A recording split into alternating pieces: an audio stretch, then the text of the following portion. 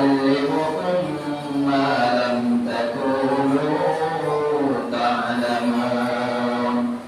তিনি আল্লাহ পাক বলেছেন কামা আরসালনা ফিকুম রাসূলাম মিনকুম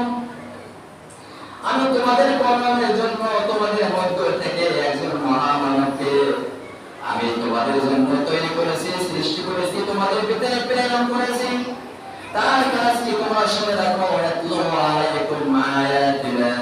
তার কাজ হলো তোমাদের সামনে আমার আয়াত সমূহ তেলাওয়াত করে করে শোনাবে রাসূল সাল্লাল্লাহু মক্কার মধ্যে আসেন এসে প্রাথমিক জীবনে কত কষ্ট করেছেন যুদ্ধ বিগ্রহ করেছেন শরীর থেকে রক্ত ঝরাছেন তারপরে আমাদের জন্য গুছিয়ে গেছে সুন্দর করে গুছিয়ে সাজিয়ে এই দিনকে সুন্দর করে প্রসারিত করে আমাদের জন্য রেখেছেন সে আমার পাক বলেছেন রাসূলের কাজ কি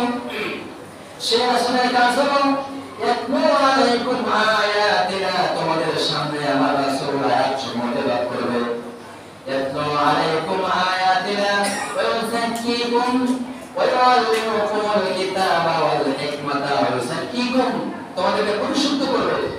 কি দিয়ে তোমাদেরকে জ্ঞান দেবে কিসের জ্ঞান আমার যে কোরআন